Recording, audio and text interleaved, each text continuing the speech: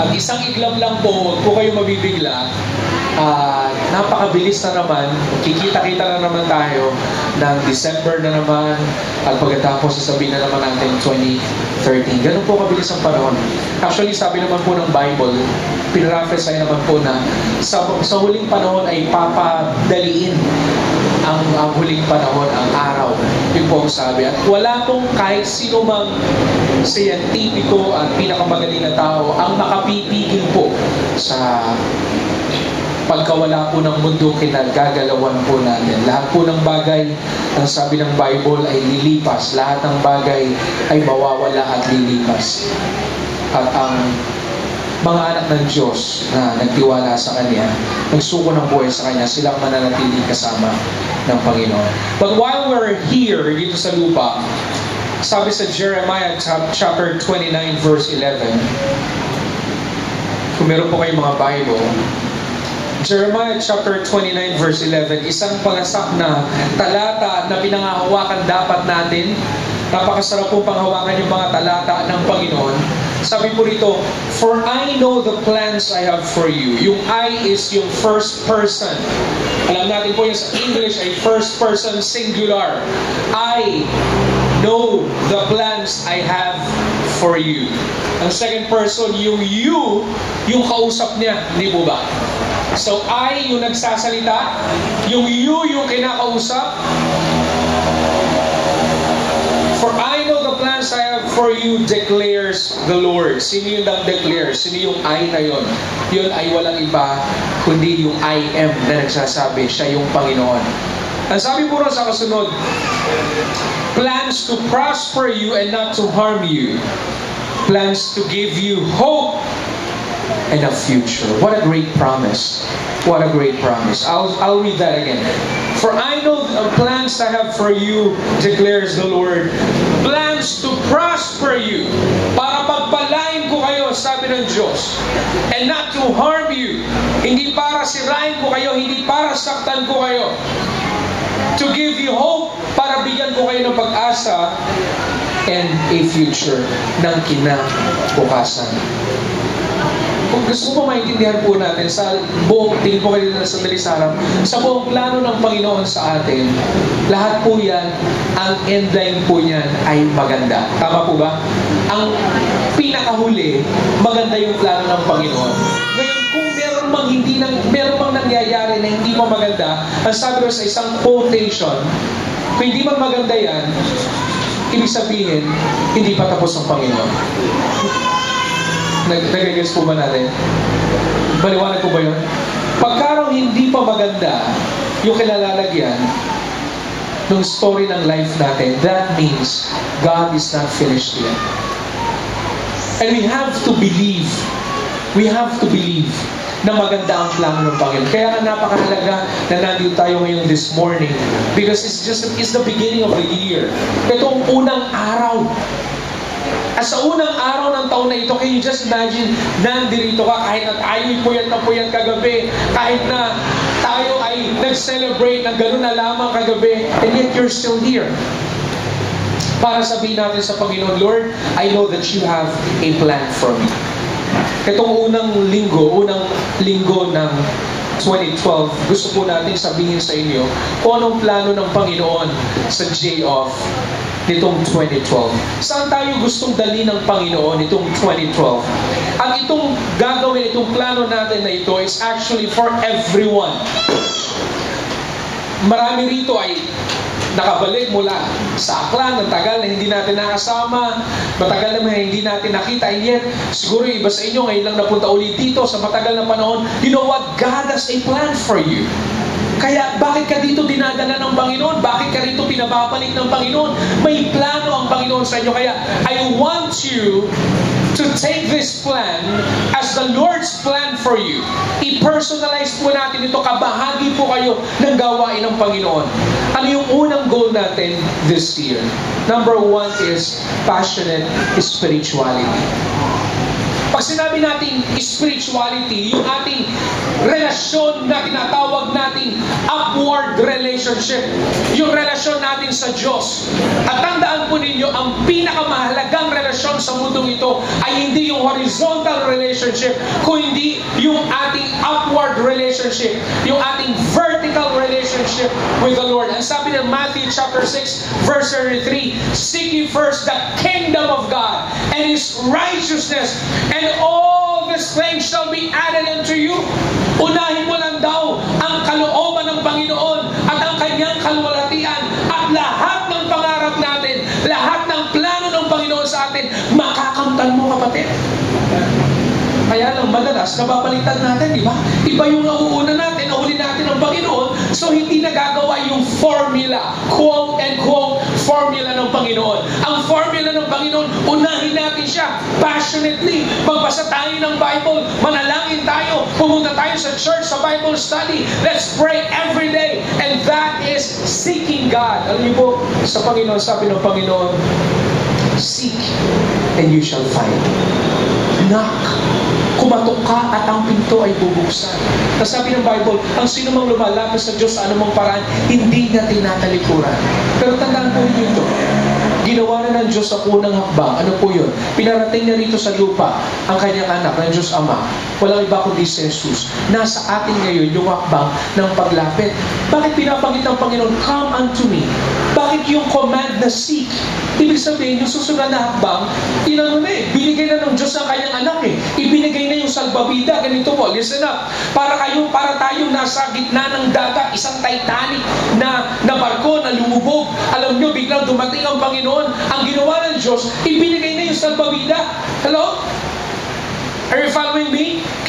Binigay, inihagis ng Diyos sa salbabida, and that, yung salbabida na yun, walang iba kundi si Jesus. Ang kailangan mong gawin, pag nalulunod ka, anong dapat mong gawin? I-grab mo, i-take mo yung salbabida, at pagkatapos hawakan mo para maitaas ka ng Diyos. Pero kung ikaw ay hindi hawak sa salbabida, kahit 10 salbabida pa ang ilagay ng Diyos, hindi ka maliligtas, kapatid. So you will have to seek God passionately. Tandaan niyo po ito, ang isang passionate sa Panginoon, walang ibang pinakamahalaga sa Kanya kundi ang Diyos. Walang ibang pinakamahalaga sa Kanya kundi ang Diyos. Kahit sa anumang relationship, kahit na ito ay sa relationship natin, sa mga trabaho natin, sa pag-aaral natin, walang ibang pinakamahalaga kundi ang Diyos. Let us seek God passionately this year. Etong taon na ito, huwag na tayong pumayag na yung level ng spirituality natin nandito at pagkatapos bababa pa sa 2012. Hello? Dapat mula rito, tataas. Kung dati magbasa tayo ng Bible 1 chapter a day, gawin natin 2 chapters a day. Kung dati nagbabasa tayo ng Bible twice a week, gawin natin 3 times a week, 4 times a week. Kung dati nagbabasa tayo ng Bible ng morning lang, gawin natin morning and afternoon or morning and evening. Meron tayong pastora dito na susunod. At yun yung po gusto ko natin gawin, we want to grow together. Ito yung keyword dito, yung word na together. Say after me, together. Sabihin po natin, together. Pag sinabi natin together, hindi yung condemn natin yung kapatid natin. Ikaw, Kristiyano ka pa naman, hindi ka nababasa ng Bible, hindi naman nagko-condemn na gano'n, kundi we are in a journey. Pagka merong, di ba? Sino nakapanood dito nung nagbabasketball na bulag? Meron nung finisher. Saan ba yun? Sa Jessica Soho. Meron nung finisher. Liga ng basketball ng mga bulag.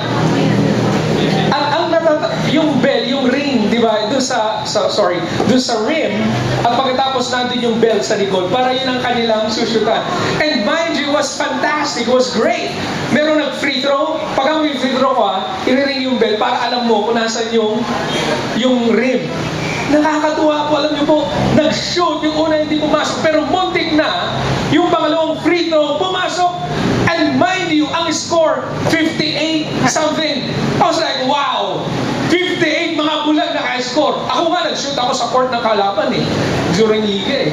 Kaya niyo yun? Sa bundukan. Ako, sigat na sigat sa bundukan eh. Buti na lang, matagal na panahon. But anyway, Anyways, you know what's a good thing about that?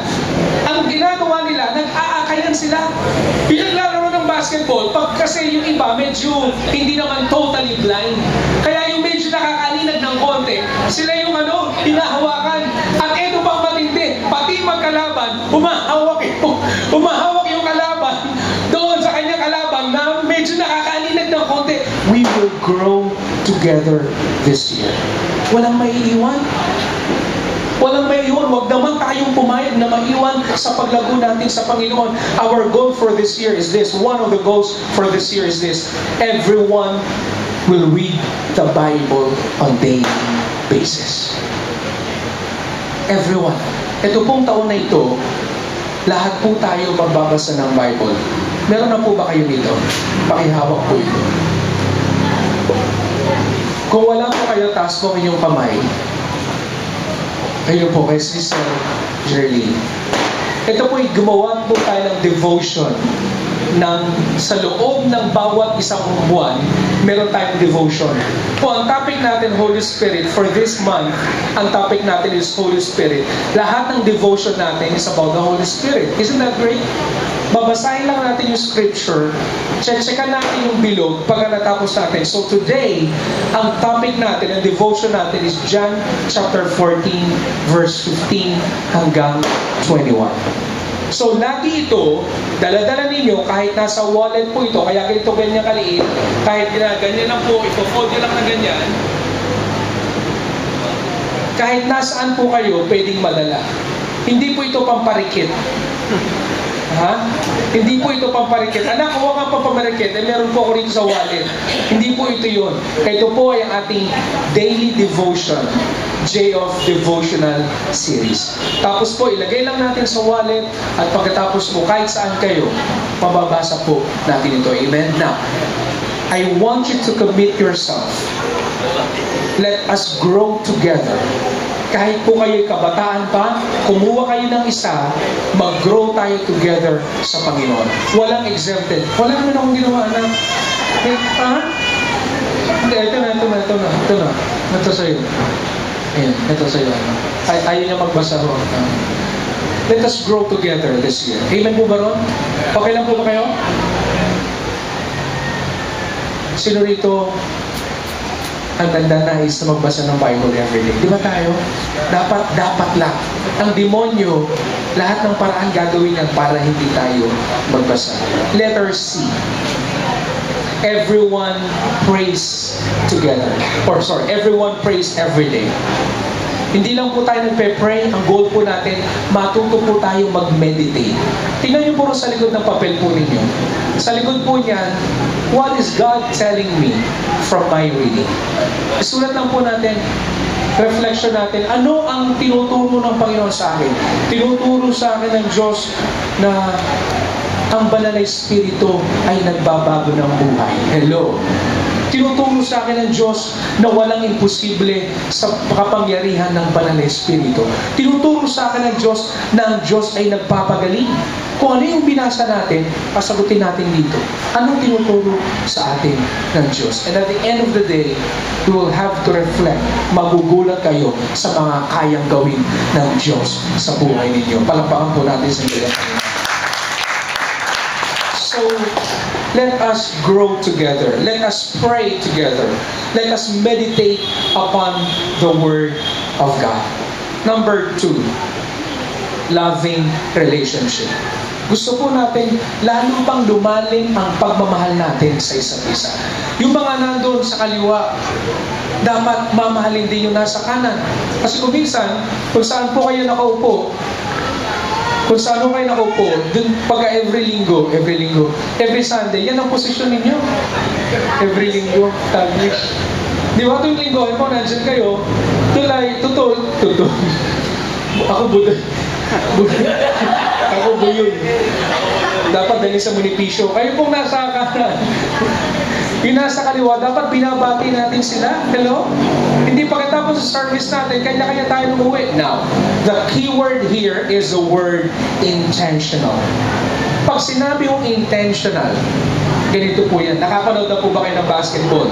Ang basketball po ganito. Pag tinawagan ka ng intentional foul, ang ibig sabihin po nun, may isang lalaki na kalaban mo, magdadala ng bola, may dala ng bola, at pagkatapos magdadrive, at pagkatapos para kang si distrito ng Ginebra. Diba kilala si distrito? Hindi nyo kilala? Aral na aral kay Jaworski yun. Hinahanap niya kung paano niya sasaktan yung kanyang kalaban. Intentional. Talagang thinking agad nila, saktan agad para lang hindi makapag-shoot. Hindi nila tinitingnan yung bola. Ang tinitingnan nila yung may hawak ng bola. Hello? Ganun yung intentional. Pagka ang sinabing loving intentionally, pag yung nanay mo, mahal mo, intentional nagluluto ka para sa nanay mo. Intentional mag-uurong ka dahil mahal mo ang nanay mo. Pagdating ng nanay mo, Nay, nakapagluto na po ako ng lechon. Di ba? Hindi mo gano'n. Intentional ka eh. Nay, wala po akong pera. Pumili po ako ng 3 kilong lechon. Gusto niyo po ba? Di ba hindi po gano'n? Bakit? Intentional. Parang ganito. Pag napunta kayo sa palengke at meron kayong 10 piso at 15 pesos, dahil mahal yung nanay ninyo or tatay ninyo, kahit 3 pirasong suman, mag-uwi ka. Bakit? Intentional ka sa ginagawa mo. Pag sinabing intentional, ginagawa mo ng mayroong layunin, ng may pagnanais. Sabi po ng Bible, love one another so that the world may know that you are my disciples. Hindi yung namimili ka ng katabi. Pag hindi mabango, ayaw mong tabihan. Pag di maganda, ayaw mong tabihan. Pagpasok mo pa lang dun sa pintuan ng church, hinahanap mo na yung crush mo.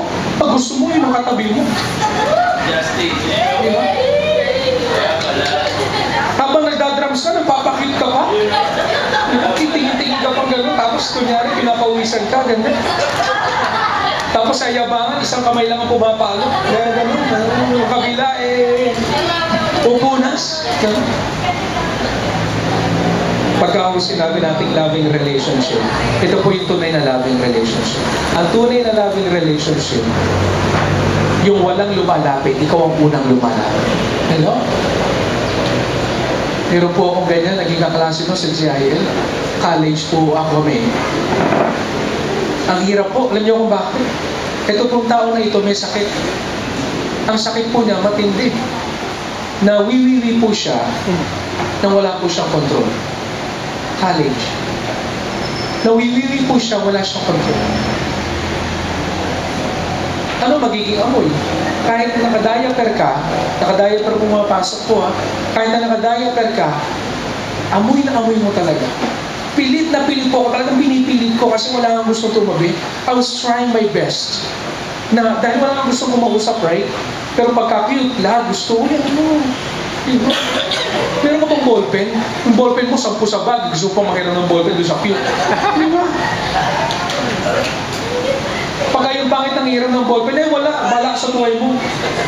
Pagka naman yung pogi ng hirap ng ballpen, sandali lang, bibili kita sa Joners. Wala yun. Dahil lang crush mo.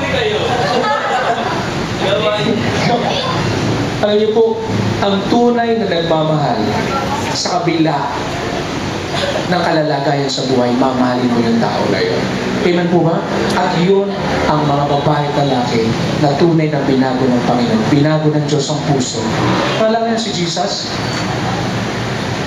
Walang gustong sumama kay Zacchaeus. At pagkatapos ng araw naglalakad siya, Zacchaeus, bumaba ka. Sabi ni Zacchaeus, nasa taas siya ng,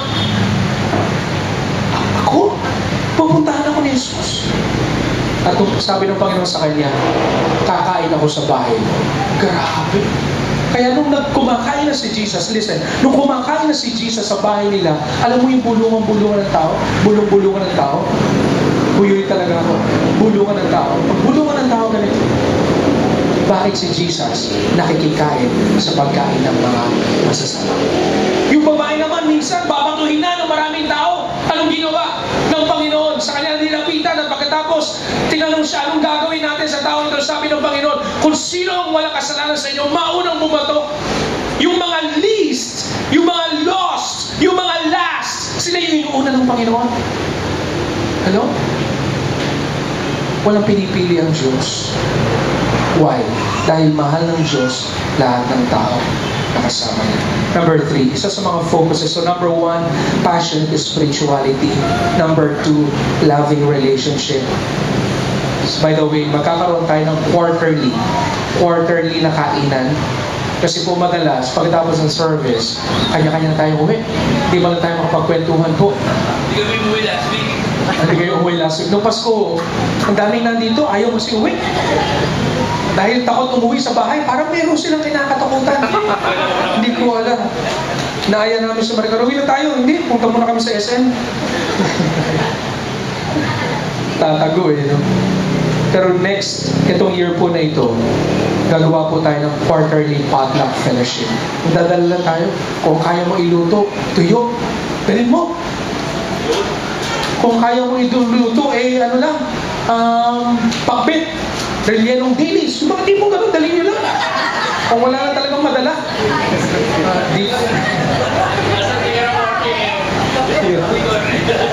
Gets kayo. New Year na kasi. New Year kaya nagbago. Naliw mo ba sa Bible? Okay, patay mo na ngayon ang aking kabila. Alam mo sa Bible po, ang tunay ng mga Kristiyano laging may kainan. Hello? Pag-unan kayo. Laging may kainan. Kaya alam ko dito sa church, hindi mo pwedeng ladies first. Dati yun, naniniwala ko sa ladies first dahil yung mga babae mahina kumain. Di ko po. Hindi ko maintindihan kung tao yung may dala ng platong babae na yan eh. Pero nalakaso eh. Kaya mauna na, sabay-sabay. Lalo na yung mga staff natin, nakakatakot po silang paunahin. Number 3, gift-oriented ministry. Gift-oriented ministry is this. Our goal, listen up, our goal is this. Everyone serving. Mali pa yan, everyone service pa rin. Everyone serving. Lahat tayo naglilingkod. Kung ang paglilingkod mo ay tumugtog ka. Kung ang paglilingkod mo ay maglinis tayo. Kung ang paglilingkod natin magayos ng upuan after ng service. Kung ang paglilingkod natin maging usher sa prayer ministry or sa staff or pagtuturo ng bata or pagkakaloob or sa management or pagpapakain or magluto or whatsoever, kailangan lahat po tayo ay naglilingkod. Walang anak ng Diyos ang hindi maglilingkod. Amen ba? Amen. So, everyone serving. Magkoconduct po tayo ng gift survey. And number 4, need-oriented evangelism. Magpo-provide po tayo ng mag-serve tayo sa community kung ano yung pangangailangan ng community. Ito po, isang paraan pa para kayo maglingkod. Nakikita niyo po yung mga bata sa baba? Madalas pakalat-kalat sa likod. Alam mo ba, marami sa kanila hindi po nag-aaral. Alam niyo kung saan ko sila nakikita? Sa McDo. Dito sa ilalim. Tuwing pumupunta kami ng araw ng any weekday po na nandito kami, makikita mo lang sila, laro ng laro. Dito na ewan ko ano. Can you just imagine pagka 10 years from now, kung ano sila? Ano magagawa natin sa community? Ang magagawa natin ito. Tuturuan natin silang magbasa at sumulat every Saturday. Ang bayad, 5 piso. Bakit? Bakit may 5 piso? Kasama na lahat. Pagkain, kasama ni materials nila. Why? Pagka natuwa natin silang mag-aral, kaya rin natin sharean sila ng Word of God. At hindi lang yun. We empower them. Libreng basa, paano magbasa at sumulat. Need-oriented evangelism. Gusto mo ba mag-volunteer? Magturo? Pwede ka sumama sa atin. Kahit 2 bata lang, 3 bata. Paano kung yung isang bata na yun makatapos ng college? Paano kung yung isang bata na yun kinuha dahil matalino, kinuha din natin at gusto mag-aral, kinuha din natin ang scholar natin. Ilan ang scholar natin dito? 10. Gumagastos tayo ng around what? Dun sa garage sale lang natin, ang goal natin, 20,000. Alam niyo po ba, may mga katabi kayo na nakaupo na nagpe-pledge ng 100 pesos a month para lang may mapag-aral? Ang ginagastos po natin is around 30,000 a year. At least, para lang sa pag-aaral ng bata. Can you just imagine that? Why? Because if we empower people, alam natin may mangyayari sa kanilang future. Next, finally, sustainability. Sustainability. Isang dapat po natin ipagpasalamat sa Panginoon. Alam niyo po ano? Pagpasalamat natin sa Panginoon, wala na tayong support sa Amerika. Ayun, ang ganda no? Pwede mo palapakan natin ang Lord doon? Yeah. Meron naman tayong tinatanggap, kaya lang very minimal na po yung tinatanggap natin. Nagsimula po tayo, nakatulong natin ang Amerika, pero hindi habang buhay, tutulungan po nila tayo. Ang upa po natin dito is 9,000 a month. Tayo po ay may mga binibigyan ng love gift. Yung mga nag-instrument po na yan, pamasahe lang po nila papunta rito at pauwi. Hindi naman po pwedeng ganun na lang. Alam niyo po, yung hirap nila na pumunta rito, ay hindi naman pwedeng hindi natin bigyan ng pamasahe. Ito po magandang balita pa. Noong 2009, ang total giving natin po is 184,000. Total giving natin. Ang monthly average po na giving natin is around 15,000 monthly. Nagpe-pray tayo, sabi natin, Lord, ang need po namin ay 50,000 para po ma-sustain yung ministry. And 2010, naging 240,000. At ang average po niya is 20,055. Alam niyo po itong 2011, walaan po ninyo. Let's pray. Sabi namin, pray tayo. Ang prayer po namin last year, sabi namin, Lord, tulungan niyo kami ulit mag-increase ng 20%. Every year, ang goal natin at least 20%. This year, di pa po nakasulat dyan. Ang giving na po natin is around 310,000 sa kapurihan ng Panginoon. Palapakan nga po natin ngayon. Amen. Ang goal po natin, siguro ang average so is around 25,000 a month. Pero ang ating pong monthly need is 50,000. And we know that God will provide. We know that God will. Sabi ng Bible, kapag tayo ay nagkaloob, tayo ay bibigyan. Siksik-liglig at umahapaw pa. Ang unang sekreto ng buhay Kristiyano ay ang pagkakaloob. Tandaan niyo po yan. You can give without loving, but you cannot love without giving. Minsan nga po siguro, hindi nyo rin alam na tayo po ay nag-invest. Minsan meron siguro kayo nasasakyan na isang jeep dyan na ang pangalan po ay Miyuki. Miyuki yung pangalan. Ang biyahe po ay Malolos, Malita. Yun po ay jeep ng church. Jeep po ng church. Sapagkat ang goal natin ay magkaroon tayo ng 50,000 a month. Anong bahagi ang po pwede natin gawin bilang kabataan, bilang ikaw? And we believe this year, ipagkakaloob ng Panginoon sa atin, another increase. One thing po na tinuro sa akin ng Panginoon patungkol sa pagkakaloob ay yung phrase na plant a seed in every need. Natutunan ko po ito sa Korea.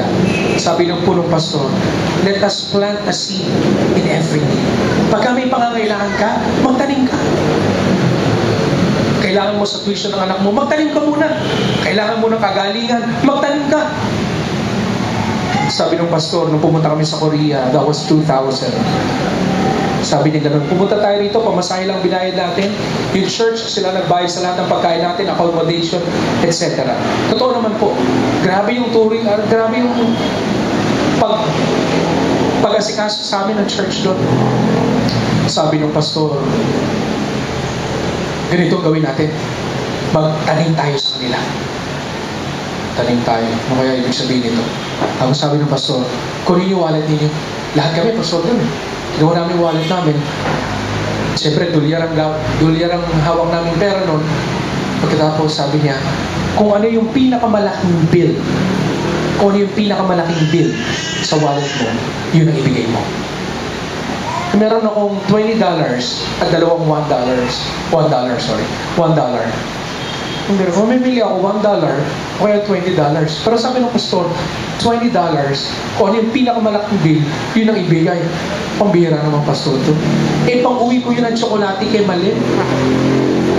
Pagka nalalayo ako, si Malin agad ang una ko naiisip. Imagine, tindi ng pag-ibig ko sa'yo, kapatid. Kanya kita kamahal, gusto ko kasi mag-diet ka, kaya kita binibigyan ng tsokolate. Yeah.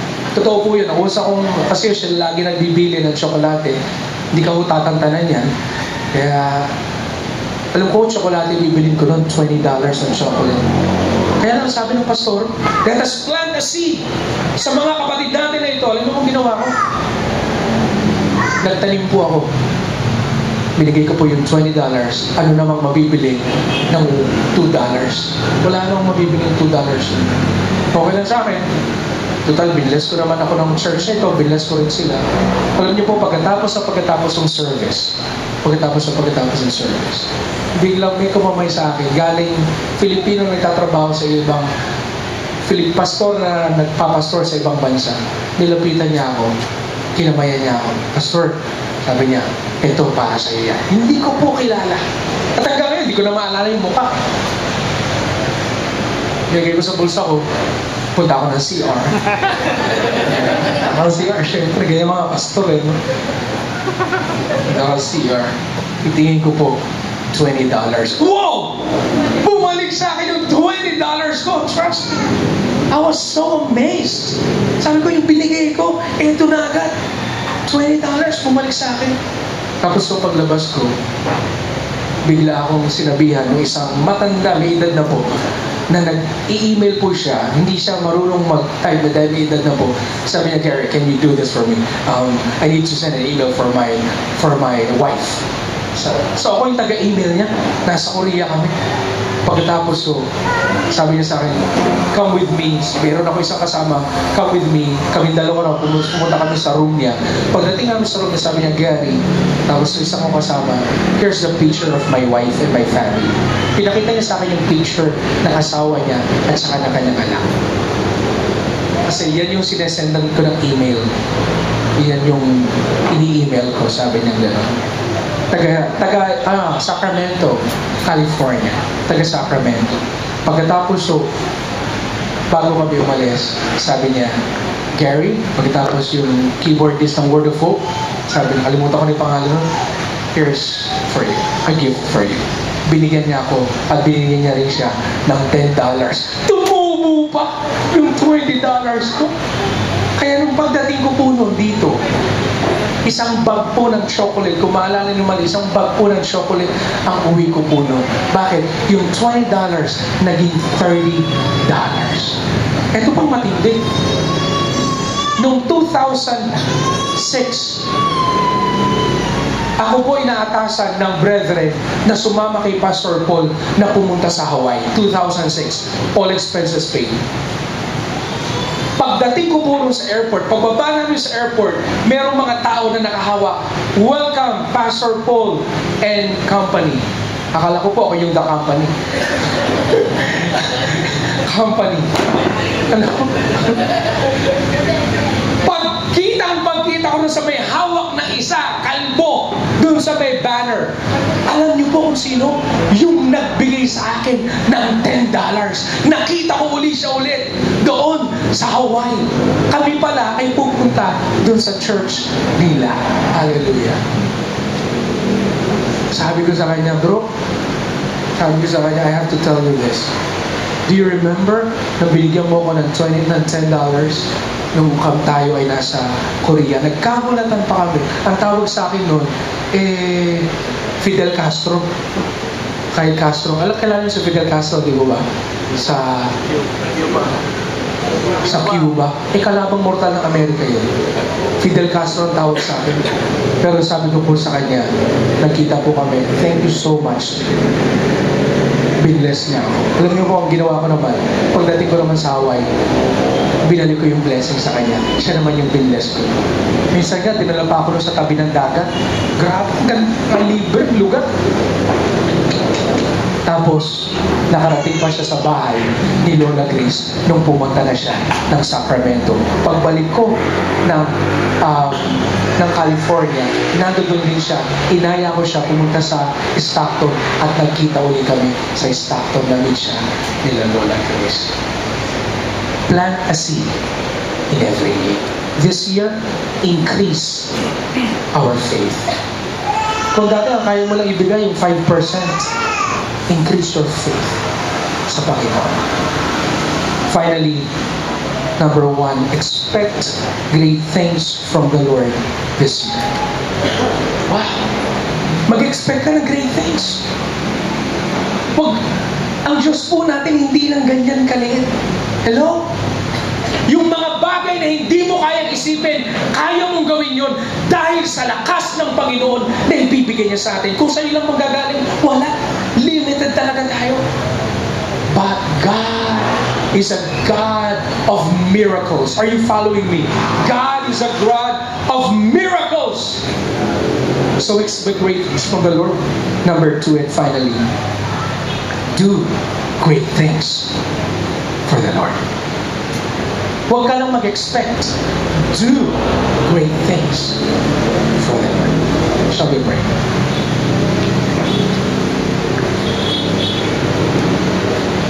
Thank you so much, Father, because you love us so much. Sabi niyo po, Panginoon, kung naibigay ninyo ang inyong anak, gaano pa kaya ang aming mga pangangailangan, Panginoon? And I pray, Father, in the mighty name of Jesus, that you would increase our faith this morning. Increase our faith this morning. Speak to us. Speak to us. There is nothing impossible with you. There is nothing impossible with you. There is nothing impossible with God, brothers and sisters. Huwag mo bigyan ng limitasyon ng Panginoon sa kaya niyang gawin sa'yo. Expect great things from the Lord this year. And also, do great things for the Lord. Gumawa ka ng mga bagay para sa Panginoon itong taon na ito. Salamat po, Panginoon, dahil narito kami sa lintahan. Kasihan mo kami, O Diyos, i-anoint mo kami, Panginoon. Help us to trust you, Lord. In the name of Jesus, and everybody said,